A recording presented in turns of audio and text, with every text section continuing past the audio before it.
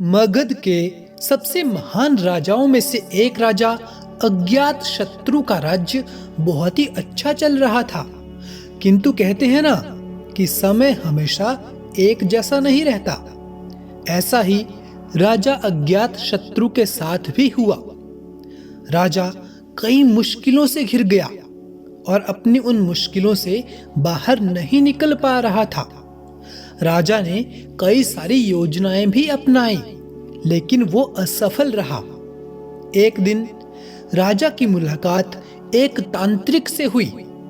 राजा ने तांत्रिक को अपनी सारी मुश्किलें बताई। तांत्रिक ने राजा की बातों को ध्यान से सुना और फिर उसने एक उपाय बताया। तांत्रिक ने कहा, आपको पशु बलि देनी पड़ेगी, तभी आपको आपकी मुश्किलों से छुटकारा मिलेगा। पहले तो राजा काफी सोच विचार में पड़ गया, लेकिन जब राजा को कोई दूसरा रास्ता ना दिखा तो राजा ने तांत्रिक की बात मान ली। तांत्रिक के कहे अनुसार एक बड़ा अनुष्ठान किया गया। पशुओं को मैदान में बलि देने के लिए बांध दिया गया। संयोग बस उस समय महात्मा बुद्ध मगध राज्य की राजधानी राजगीर में पधारे हुए थे।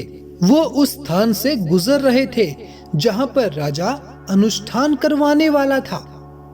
महात्मा बुद्ध ने जब देखा कि निर्दोष पशुओं की बलि दी जाने वाली है तो वो राजा के पास गए और उन्होंने कहा, राजन, आप इन निर्दोष पशुओं को क्यों मारने जा रहे हो? राजा बोले, महात्मा जी, मैं इन्हें मारने नहीं बल्कि राज्य के कल्याण के लिए इनकी बलि देने जा रहा हूं, जिससे कि सारे राज्य का कल्याण होगा। महात्मा बुद्ध बोले, क्या किसी निर्दोष जीव की बलि देने से भी किसी का भला हो सकता है क्या?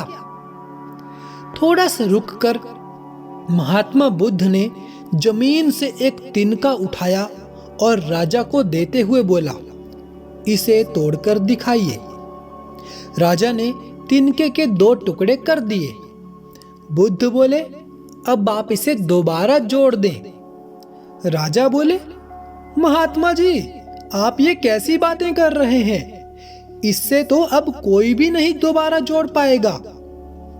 तब बुद्ध राजा को समझाते हुए बोले, राजन, जिस प्रकार इस तिनके के टूट जाने के बाद आप इन्हें दोबारा नहीं जोड़ सकते, ठीक उसी प्रकार जब आप इन पशुओं की बलि देंगे तो ये निर्दोष जीव मर जाएंगे और आप इन्हें दोबारा जिंदा नहीं कर पाएंगे, बल्कि इनके मरने के बाद आपको जीव हत्या का दोष लगेगा और आपकी मुश्किलें कम होने के बजाय और भी अधिक बढ़ जाएंगी, क्योंकि किसी भी निर्दोष जीव को मारकर कोई भी व्यक्ति खुशी प्राप्त नहीं कर सकता। आपकी समस्या का हल निर्दोष जीवों को मारने से कैसे हो सकता है? आप राजा हैं, आपको सोच विचार कर निर्णय लेना चाहिए। अगर आप सच में अपनी मुश्किलों का हल चाहते हैं तो दिमाग से काम लीजिए। मुश्किलें तो आती जाती रहती हैं, यही जिंदगी का सच है। किसी निर्दोष जीव को मारने से समस्याएं समाप्त नहीं होंगी, बल्कि उनका हल आपको बुद्धि से ही निकालना होगा। बुद्ध की बातें सुनकर अज्ञात शत्रु उनके चरणों में गिर पड़े और अपनी भूल की क्षमा मांगने लगे। अज्ञात शत्रु ने ऐलान कर दिया कि अब से उनके राज्य में किसी भी निर्दोष जीव की हत्या नहीं की जाएगी। तो उम्मीद करते हैं आपको ये कहानी अच्छी लगी होगी। वीडियो को लाइक करके चैनल को सब्सक्राइब कर लें।